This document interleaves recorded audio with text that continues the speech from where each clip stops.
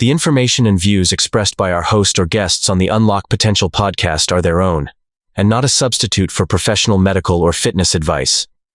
Always consult with qualified healthcare or fitness professionals before starting any new exercise program or making changes to your current routine. What we're looking to do here with the Stay Active method is empower people. When you get to that point where you feel like you're suffering, we're going to educate you on what those symptoms mean for your physiology, how you can increase your awareness, reduce your ignorance, and heal all of those tissues in time. No more victim status, no more being dependent on others as we age. We're going to reverse that whole process. We're going to empower you to work your way through all of those old injuries, to work your way all the way through healing those tissues. We're going to teach you what those symptoms mean in a way that allows you to use them to guide you towards being a fitter, more capable, more helpful human being. Hello and welcome to Season 2 of Unlock Potential. I'm Brian Delaney. Our focus this season is fitness. I'll be joined by Dr. Duvall, who's going to guide us through his protocol for getting into your best shape so we can live our best lives and serve others well. Hi, and welcome back to Season 2 of Unlock Potential. This is Episode 8, where we're going to discuss ignorance, illness, and suffering. In our recent episodes, we talked about the normal breakdown and repair process that allows us to be fitter humans so we can be more helpful for others. We also talked about the experience of that as a human as we go through that recovery process.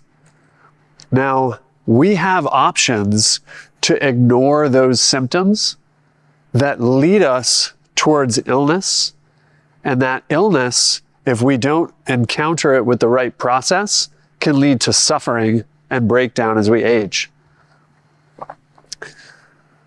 When we experience the tension and soreness that's associated with that repair process, we have lifestyle choices and habits that may make us more aware of that or reduce our awareness of it. By reducing our awareness of it, we aren't able to ride the normal cycle of the healing process, thus leading to a layering of decaying tissue. Now, those choices are something simple like not having enough water, not having enough salt, breathing too quickly for what we need, or ignoring foods that we're hungry for. They can be more involved as well, like taking medications and supplements that block our awareness over time. As we move in and start to layer that process, that can lead us more towards short-term physiology and away from long-term physiology, leading to an imbalance. That imbalance of short-term and long-term physiology means that our heart rate is higher on a regular basis. Our blood pressure is higher on a regular basis. Our immune system stops defending us against viruses, fungus, and bacteria. And we stop appropriately cleaning out our tissues, which can lead to autoimmune disorders and cancers. And those more significant injuries and illnesses that can occur, if we don't embrace them and learn those symptoms and allow us to go into a more deeper healing process, they can make us a victim. Sometimes taking lifestyle choices and habits, medications, and other opportunities can lead us to think that we're healing ourselves when we're actually not. And that makes us a victim to our symptoms as our body breaks down as we age. However, if we can learn to read those symptoms over time and guide us through that healing process, we become more empowered. Now, how does that make us a fitter and more helpful human being? It's because as we age, we should grow in wisdom, we should grow in productivity, and we should grow in helpfulness. But if we go through this process of ignorance, which leads to illness, and get into suffering, our last years of life turn into relying on others to take care of us instead of us leading the way. To understand this process, I'm going to talk about the normal physiology that babies and infants will go through all the way up through our teen years. Then I'll talk about what it's like as we create ignorance and how that leads to changes in our body's capabilities later on. So right down here, we've got some connective tissue. Looking back at some of the recent episodes has more detail to this process. But essentially, we can create a little bit of damage to our tissue, and then we respond to that by adding more tissue.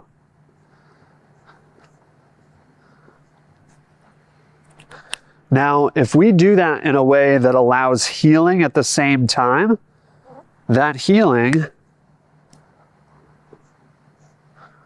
will simply lead to a lot of tissue that we can utilize to help others.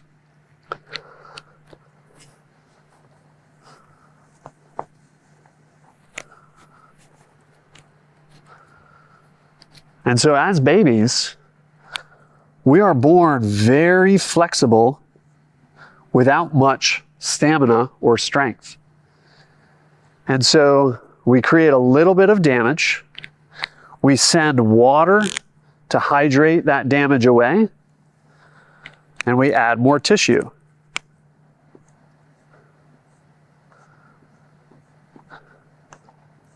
And so when we're younger, we often think, hey, younger people heal faster and therefore make more progress. And in reality, it's not that they heal faster, it's that their body is more ready to add tissue after a little bit of damage. And as we get older, we have less and less of that process. And so we are required to continue healing in order to maintain all of that tissue. And so what that looks like in a normal process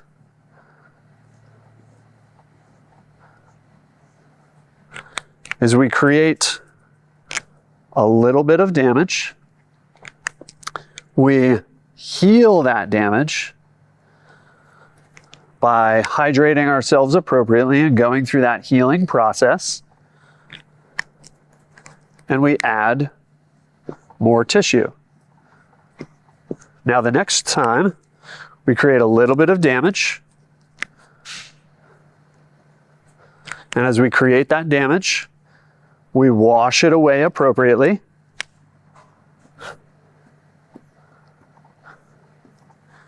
And after we wash it away, we add more tissue. And that process continues, leaving us with well-hydrated, lots of connective tissue. And so when that happens when we're younger, we remain flexible because we have all of the movement of our connective tissue, and we add more connective tissue, meaning we get more stamina and more strength. However, after being born flexible, we can add strength and stamina at the expense of our flexibility. And what that process looks like is a little bit of damage occurs, but we add a lot more tissue. And then we create a little bit more tissue damage, and we add more tissue. We create more damage, and we add more tissue. Now, as we're adding this tissue, we're actually losing access to these other areas that haven't gone through that healing process. And so what we perceive as increasing strength and stamina because we have more tissue, we actually have a whole bunch of tissue here that we don't have access to anymore because it hasn't gone through that healing process. Now, sometimes people say, oh, it was easy when you were younger, and then as they get older, these things start to catch up to them, and they see themselves as less capable because they're not recovering. when in reality, it was a lot of things when they were younger that were ignored. And as they get older, what they ignored starts to catch up to them. They're still capable of healing, but they've got all this other stuff that they've got to go through. Now, you'll remember from previous episodes that recovery requires movement and hydration. And so when we have these deep areas that aren't fully recovered, we need to start moving that tissue. Now, as we start moving that tissue, we're going to start to heal some of those areas, and we're going to start to hydrate them. And as we hydrate and heal those tissues, we're going to be getting a lot of symptoms of the damage that had occurred when we injured ourselves and broke down when we were much younger. And so what a process like this looks like is that you're getting more capable, but you're more uncomfortable for a period of time because you're going through that healing process.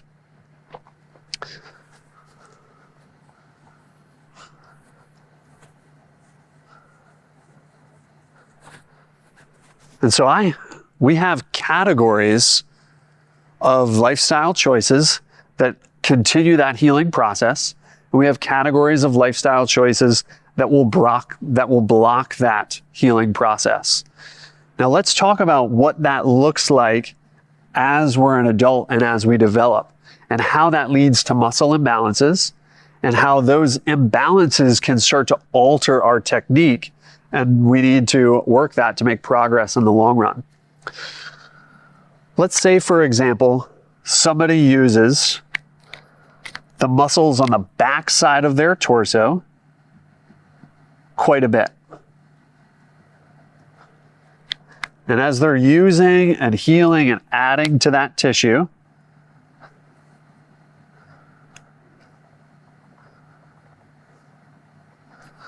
to exaggerate, this is just a lot of thick back musculature.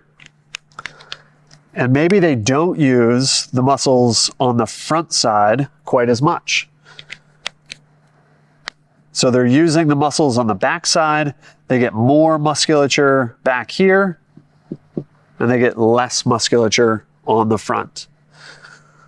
Well, as they start to move, they're going to move in a different way than somebody who was more balanced. And as they start to move in a different way, they might start to alter how they're using the muscles on the front side of their thighs. And so by using muscle more on the front side of the legs and the back side of the upper back, they're going to move a little differently than if this was more balanced. Now, over time, they're going to start to use this tissue a little more intensely, and it's going to start to give some symptoms. If they ignore those symptoms, they're going to continue adding more and more musculature because they ignored those imbalances. Now, this muscle imbalance from front side to back side, from torso down to the legs, is going to alter their posture. And when their posture is altered, it's going to change how they breathe. And that breathing is not going to be as easy and as slow on a regular basis. It's going to be more labored, and it's going to be quicker. Now, quicker breathing leads us to short-term physiology, which means our heart rate goes up, our blood pressure goes up, our blood sugar goes up, our tissue healing goes down, but our inflammation goes up. And all of those things over time will start to lead towards symptoms of an illness. And so if they ignore that process, the illness gets worse and worse and worse. But if they start to notice the musculature as it's uncomfortable and as their posture is altered and slow their breath, that slower breath will start to allow them to use the other musculature a little bit more and create more muscular balance in the long run.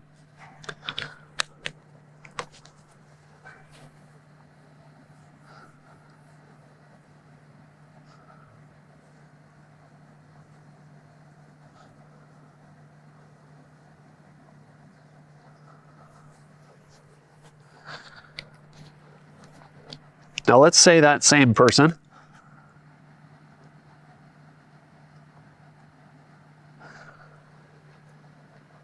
let's say somebody else starts to use the muscles on their upper back,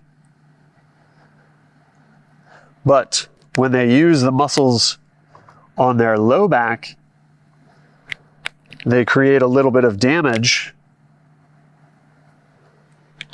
And the history in their family is that low back pain and damage is a problem.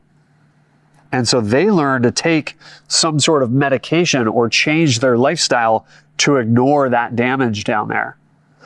Now that person is going to ignore that damage and start to create layers of musculature, but they've got a deep damage in there that they've ignored. And so that deep damage that they've ignored is ultimately going to limit their ability to use the musculature down there.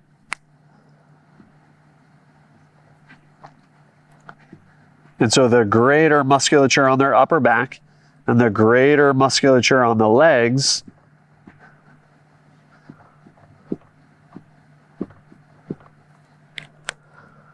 leads to an imbalance with less capability in the lower back.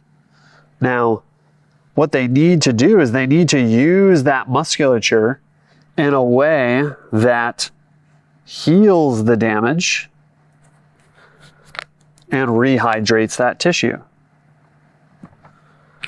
And so if they use it appropriately, they're going to heal that deep damage that's in there, and they're going to add the appropriate musculature and be more balanced top to bottom.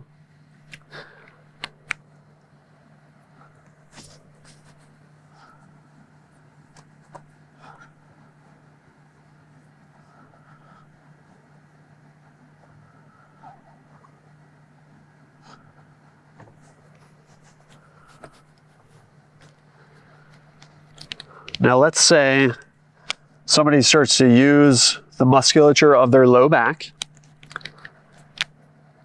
and they create some damage in there, and they go to see somebody for that damage. And that practitioner, instead of helping them heal that particular tissue, says, oh, it's the muscles on the front side that are leading to the problem back there. Now they start to teach them to brace and create additional strain in other parts of their body, instead of teaching them to heal and grow the tissue where that discomfort was. Well, now that focus on a different body part leads them to create an imbalance and leave damage and weakness there. And eventually, that damage and weakness that was left will create more of a problem in the future because of the imbalance that was created.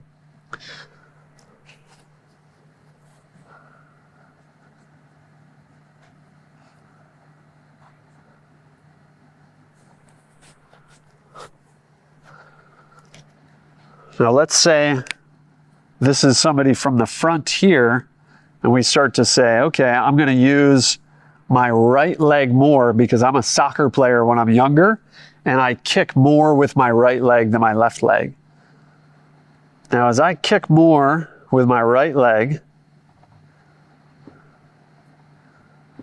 I do so while I'm continuing to heal, and so I have a good amount of musculature present on the right side, and I have less musculature on the left side. Well, when I then start to do other activities that use both sides, I may have a situation where I start to use this right side a little bit more. And as I use the right side a little bit more, maybe the damage occurs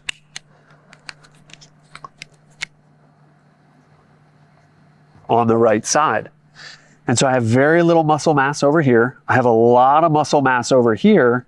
And as I'm doing something activity-wise, my discomfort starts to be out here.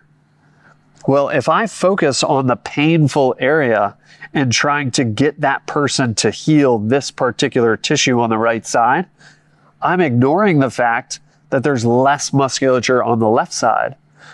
And so in that situation, they already have a history of healing the right side normally. If I allowed them to say, hey, my right side is uncomfortable, let's start to use the left. Now all of a sudden, they're using that good history of healing their tissue, and they're going to heal it on the left instead of focusing on adding more on the right-hand side. And so we don't want to start to address the body based on pain location and trying to create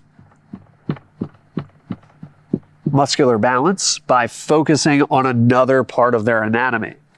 We don't want to base our treatment methods on their particular location of symptoms, because their body will naturally start to create more balance if we focus on the overall physiology of them healing.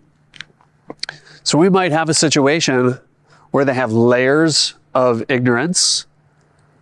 We might have a situation where they are ready to be aware of it, but their chosen activity or recovery methods create that ignorance. Now, if I have that same person who kicked a lot with the right leg as opposed to the left leg, they're also going to have more musculature in an imbalanced way in their overall structure in order to try to create balance. And that over time, those imbalances will start to convert and contort their posture, which leads to faster breathing, which leads to slower drainage, which leads to less blood supply in particular areas, which is short-term physiology. And so that short-term physiology and an imbalance with their long-term is going to lead them to some sort of illness, whether that's a recurrent infection from bacteria or fungus or viruses. That'll lead to diabetes or heart disease, autoimmune diseases, or cancers. And when they start to notice those things cropping up, if they use that to create more balance in their overall structure, listening to their symptoms and monitoring their progress over time, that more balanced physiology will naturally allow them to slow their breath, and then their focus on getting into long-term physiology will continue reversing that illness process. However, as they notice those symptoms, they've got to get into the lifestyle choices and habits that increase their awareness as opposed to increasing their ignorance. And when they start to get into those lifestyle choices and habits that increase their awareness, they're going to go through the deeper healing processes to take care of all of those injuries that were layered, all of those tissues that were dehydrated and prevented from healing. They're going to allow that to heal in the long run. Now, suffering is when we don't know what to do with our symptoms. And so we create layer upon layer of ignorance, which leads to an illness. And we take that illness and we create layer upon layer of ignorance until we become less empowered and less capable ourselves, more and more dependent on others, which makes us a victim to all of those choices. It makes us a victim to the symptoms of our illness. It makes us a victim to the symptoms of our injuries. Well, what we're looking to do here with the Stay Active method is empower people. When you get to that point where you feel like you're suffering, we're going to educate you on what those symptoms mean for your physiology, how you can increase your awareness, reduce your ignorance, and heal all of those tissues in time. No more victim status, no more being dependent on others as we age. We're going to reverse that whole process. We're going to empower you to work your way through all of those old injuries, to work your way all the way through healing those tissues. We're going to teach you what those symptoms mean in a way that allows you to use them to guide you towards being a fitter, more capable, more helpful human being. Now, what you'll notice is that these imbalances and these histories mean that how somebody is going to move is going to be different for every single situation. And so our next episode, we're going to talk about how to help somebody exercise in a safe way so they don't create too much damage, but that they dose themselves appropriately, and how, as opposed to looking perfect from the outside, it's going to feel better on the inside, and it'll look a little different from the outside as somebody watching them exercise. Thanks for listening in today for Ignorance, Illness, and Suffering. Find us on Patreon and all the previous episodes so that you can get up to date with what we're talking about here. Check out the official Unlock Potential store, where inspiration meets style. Explore our exclusive collection of gear inspired by the transformational messages straight from our Unlock Potential podcast. From trendy apparel that embraces the power of positivity to accessories that fuel your motivation. We've got something for every go-getter. Spread the messages of empowerment, energy, and motivation that you get from the Unlock Potential podcast by grabbing your gear today. Can you talk a little bit about those two paths, the one that leads to gradual decline and uninspiring life and forgettable death, I guess, and the one that is the more empowered life? Yeah, so I think that really starts from the mindset that our symptoms are there to guide us, not a sign that our body is broken and needs to be ignored. Okay. So if I feel dizzy, it's not because I need to take a different medication. It's because my body is having trouble coordinating where I am in space. And we need to improve some pieces that helps it coordinate. If I'm feeling low blood sugar, it's not because I need to jam sugar into my blood. It's because I need to improve the physiology that balances out my blood sugar on a steady basis. If I have high cholesterol or clogged arteries, it's not because I need to go in there and just scrape that stuff out. It's because I need to live a lifestyle that includes both healing as well as challenge in a balanced way. And so every disease, every illness, everything that's potentially going to lead to a suffering, decaying end of your life carries symptoms that can remind you of the life that you still have to live. And it's not easy taking those symptoms and taking accountability for the small choices you can make in that moment. I'm going to show up to exercise today. I'm going to make sure I'm drinking more water. I'm going to check in on how my body's feeling and exercise in the way that's appropriate for it. I'm going to assess my urine color and make sure I'm not low on salt. These simple things are not easy. The awareness of the symptoms of your disease, the symptoms of your dis-ease, your illness symptoms, it's really difficult to be aware of those and take it upon yourself to make a shift. It's simple. One day after another, one moment after another. Slow your breath, take the next step. Thank you for joining us for this episode of Unlock Potential. For exclusive content, make sure to subscribe to our Patreon. Follow us across all socials at @TheBrianDelaney and visit our website at thebriandelaney.com to shop our gear and see what's coming up next.